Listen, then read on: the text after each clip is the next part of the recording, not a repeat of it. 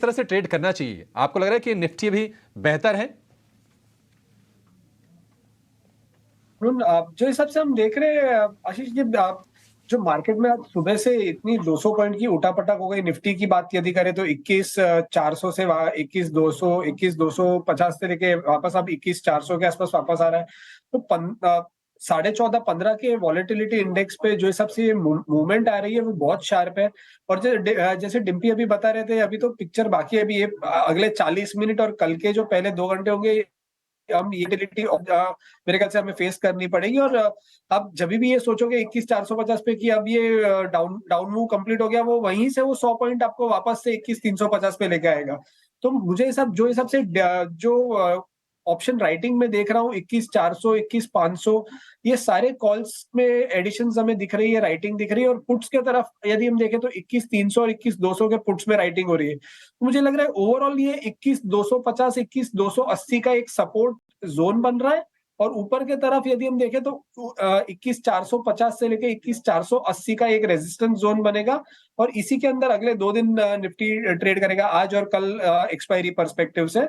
Bank Nifty में यदि देखें तो जो हिसाब से 45,300 45,400 के लेवल्स पे आज सुबह से एक रिजेक्शन आ रहा है।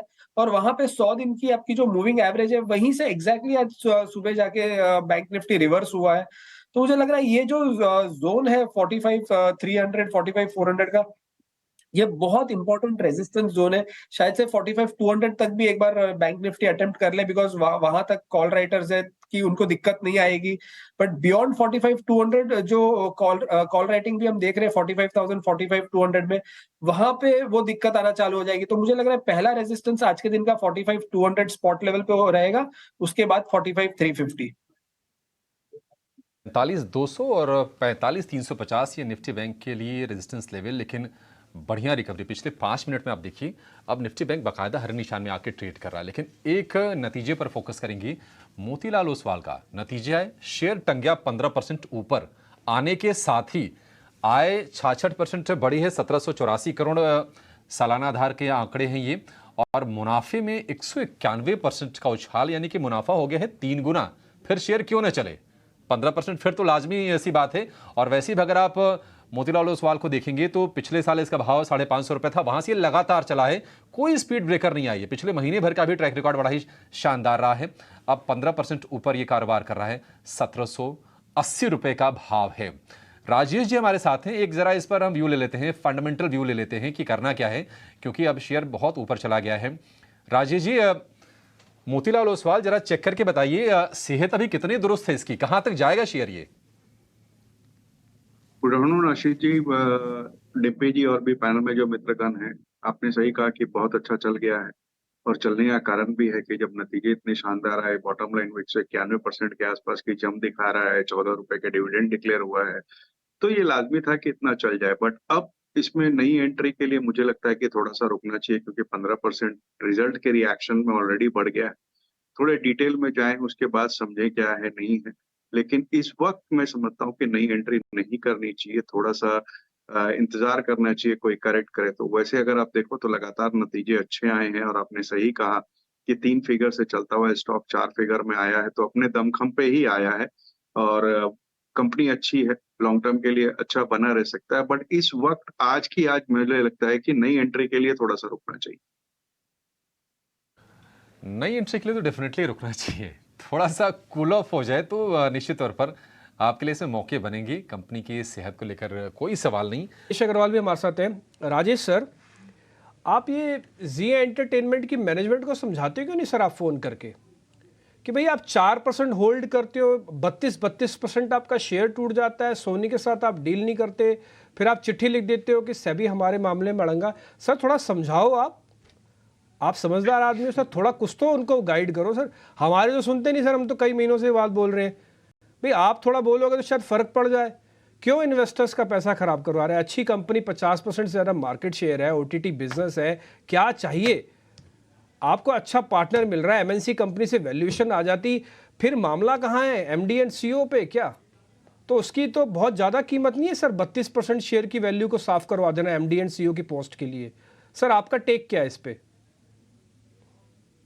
डिम्पी जी, अब मैं क्या कहूँ, समझाने की बात तो मेरी इतनी पहुंच कहाँ। आपकी ज्यादा पहुंच है, आप देखिएगा।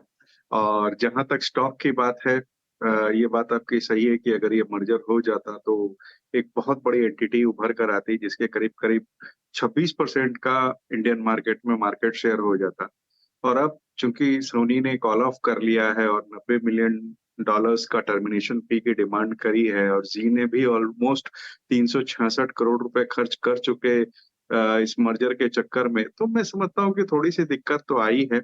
कैश भी बुक में देखेंगे तो 567 करोड़ के आसपास था। एड रेवेन्यूज कह लीजिए, सब्सक्रिप्शन रेवेन्यू कह लीजिए, दोनों में दबाव देखा गया। और जो डिज्नी के साथ करार हो रखा है क्रिकेट वाले मैच को लेकर के, स्पोर्ट्स राइट्स के लेके, उस पर भी एक सवालिया निशान आता है, क्योंकि कैश अब इनके पास सिर्फ 567 करोड़ बचा हुआ है, तो पैसे कहाँ से आएंगे उन्हें देने के लिए, ये सोचने वाली बात है। अब ये देखना होगा कि जी ऐसे ग्रुप की नेक्स्ट स्टेप क्या होगा। और आपने सही कहा कि उनकी खुद की प्रमोटर की जो हिस्सेदारी है वो बहुत कम है। इंस्टीट्यूशनल हिस्सेदारी 70% से ऊपर है। अब पूरा दारोमदार इंस्टीट्यूशन पर हो जाता है कि वो अगला कदम क्या उठाते हैं, वो देखना पड़ेगा। क्योंकि वो जो आपने कहा ना, गोयनका साहब को लेकर के दिक्कतें बनी हुई है, अगर इंस्टीट्यूशन ने कोई ऐसा कदम उठाया तो अलग बात हो सकती है।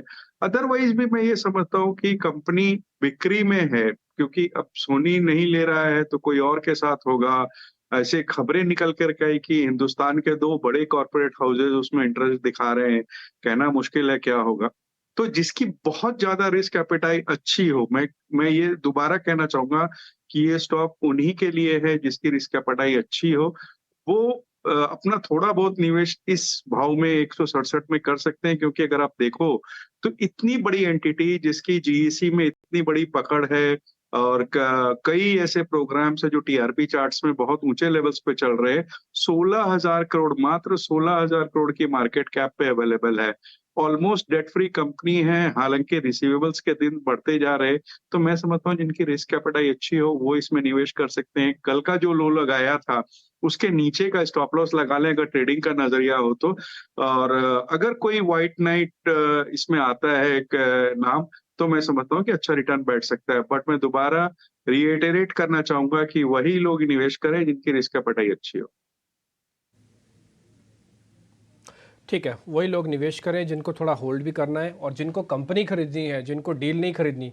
राजेश सर, हम तो कई दिनों से बात कर रहे हैं, डील खरीदने वालों का दिन तो उसी समय खत्म हो गए थे जब बार बार टाइम लिया जा रहा था। हाँ, कंपनी आपको जम रही है, कंपनी की वैल्यूएशन जम रही है, कंपनी का बिजनेस जम रहा है, तो आपकी अलग मर्जी है, तब आप इस शेयर को जरूर ध्यान रखें। इधर रोल ओवर काफ़ी स्ट्रॉन्ग जा रहा है। हिंडाल्को है, टाटा स्टील है, सेल, JSW स्टील, और मैं देख रहा हूँ किसी ने भी ना, एक ने भी मेरे को मेटल का काउंटर नहीं दिया। ना आपने दिया सुदीप जी ने, ना ही जय ने दिया, ना ही आपने दिया। सर, मेटल से कोई दुश्मनी या फिर एक्सपीरियंस अच्छा नहीं है? नहीं, ऐसा मेटल से कोई दुश्मनी नहीं है, और एक्सपीरियंस अगर मैं कहूँ तो बहुत ही बढ़िया रहा। जब तक मेटल में हमने रिकमेंडेशन दिया है, अच्छा खासा साथ नहीं पाया है। बस दिक्कत आज के दिन में यही है कि वॉलेटिलिटी थोड़ी सी ज़्यादा है, और एक न्यूज़ और है चाइना की ओर से। अब अगर वो आ जाते हैं तो मुझे लगता है कि आज जो मोमेंटम है उससे डबल मोमेंटम हमें आने वाले दिनों में मेटल्स में देखने को मिल सकती है। हाँ, आज आपने एक स्टॉक के बारे में पूछा है, तो मैं कहूँगा कि एक VDL पे हम यहाँ पे फोकस करके चल सकते हैं। 263 के अराउंड स्टॉक ट्रेड कर रहा है। लाइकली चांसेस है कि आने वाले दिनों में और भी अच्छी खासी मोमेंटम हमें स्टॉक दे सकता है, तो मेरे ओर से VDL पे फोकस करना चाहिए। लोअर लेवल पे हम जो एसएल मेंटेन करके चलेंगे वो 255 का है सर। टारगेट की बात करें तो इमीडिएट बेसिस पे 270 का टारगेट, और 270 जैसे ही ब्रेक होता है ये काउंटर हमें ऊपर में 280 तक का भी मोमेंटम दिखाने के लिए रेडी है। ना ये ट्रेडिंग परस्पेक्टिव से मैं बता रहा हूँ, लेकिन अगर मैं थोड़ा सा लंबा नजरिया रखता हूँ डिम्पी जी, तो ये स्टॉक हमें ऊपर में 325 तक के भी लेवल दिखाने के लिए रेडी है। यानी आप कह सकते हो कि अच्छी खासी मोमेंटम 24 से 25 तक का रिटर्न ये स्टॉक हमें आने वाले दिनों में दिखा सकता है। तो खरीदारी करके चलने की ही सलाह है ये स्टॉक में। ठीक है, वेदांता में खरीदारी करने की सलाह है। 4% ऊपर ये शेयर कारोबार कर रहा है और आज तमाम मेटल शेयर चमक रहे हैं। सिर्फ वेदांता नहीं, आप टाटा स्टील देख लीजिए, JSW स्टील, हिंडाल्को, सेल, जो भी शेयर उठा लीजिए, हिंद कॉपर, सब चल रहे हैं। लेकिन फटाफट एक काम करते हैं ना, ट्रेडिंग कॉल्स ले लेते हैं। कुणाल से शुरुआत कर लेते हैं। कुणाल, बताइए क्या ट्रेड्स हैं आपके आज? गुड आफ्टरनून अभिषेक। 2 ट्रेड है और दोनों बाई साइड के ही है। सबसे पहला स्टॉक जो है वो पॉलीकैब है। एक अच्छी खासी गिरावट रिजल्ट के बेस पे स्टॉक में हमें देखने को मिली थी, लेकिन पिछले कुछ दिनों से अगर स्टॉक की बात करें तो अच्छा खासा उछाल हमें स्टॉक में देखने को मिला है एंड रिवर्सल भी ऑन कार्ड है। बाय करके चलने की सलाह है पॉलीकैब 4050 के एसएल के साथ। एसएल थोड़ा बड़ा आएगा, लेकिन मुझे लग रहा है कि बाउंस बैक भी उतना ही तगड़ा हमें पॉलीकैब में देखने को मिल सकता है। तो 4050 के एसएल के साथ खरीदारी करके चलिए। टारगेट पहला जो हमें यहाँ पे देखने को मिल सकता है, जो लेवल एज अ टारगेट हमें देखने को मिल सकता है, वो है 4470 4470। एंड जैसे ही ये लेवल ब्रेक होता है, जो एक रेजिस्टेंस है ऊपर में, 4770 के भी अल्टीमेट टारगेट ये स्टॉक दिखा सकता है। यानी आप कह सकते हो कि मिन टाइम में 12% का भी रिटर्न ये स्टॉक देने के लिए हमें रेडी है। दूसरा जो स्टॉक है वो है एबीएफआरएल। आज के दिन में देखने जाए तो अच्छी खासी मोमेंटम एबीएफआरएल में हमें देखने को मिली है एंड देखने जाए तो कंटिन्यूसली 200 टेमा का सपोर्ट काउंटर ने लिया हुआ है। आज ही स्टॉक 5.5% ऊपर है, लेकिन मुझे लग रहा है कि रैली जस्ट स्टार्ट हुई है। बाय करके चलने की सलाह है 221 के एसएल के साथ। अगर मैं टारगेट की बात करूं, ओके, जिस हिसाब से भी एसएल आ रहा है, टारगेट भी ऊपर में अच्छे खासे लेवल पे भी प्लेस हो रहा है। पहला टारगेट है 246 का। जैसे ही 246 का टारगेट ब्रेक होता है, दूसरा टारगेट 263 का भी हमें ये स्टॉक दिखा सकता है। यानी कि अगेन आप कह सकते हो कि 12% की मोमेंटम एबीएफआरएल हमें दिखाने के लिए रेडी है। तो एबीएफआरएल 221 के एसएल के साथ खरीदारी करके चलने की सलाह है। ये शेयर आपको डिम्पी ने भी सुबह के सत्र में नोटिस करवाया था और काफ़ी संभव है कि अगली सीरीज में भी ठीक ठाक ये चाल दिखाए। 246 रुपये का टारगेट इसमें कुणाल की तरफ से। और पॉलीकैब तमाम मुश्किलों से उबर के अब ये शेयर चल रहा है और सेकेंड हाफ आज इसका बहुत अच्छा रहा है। अब 2.5-3% ऊपर ये शेयर कारोबार कर रहा है। जय, आपके निगाहें कहाँ पर हैं? आप क्या रेकमेंड करेंगे आज? आज के लिए मुझे लग रहा है बीसॉफ्ट काफी अच्छा प्रदर्शन दे रहा है। तो डेली चार्ट पर हम देखें तो एक स्ट्रॉन्ग एक्यूमुलेशन जोन से आज के दिन में थोड़ा अपसाइड दिखाया। 9 डे मूविंग एवरेज का सपोर्ट लेके ये स्टॉक ने अपसाइड डेफिनेटली दिखा रहा है और आरएसए भी काफी मॉडरेट जोन से अपसाइड की तरफ आता हुआ दिख रहा है।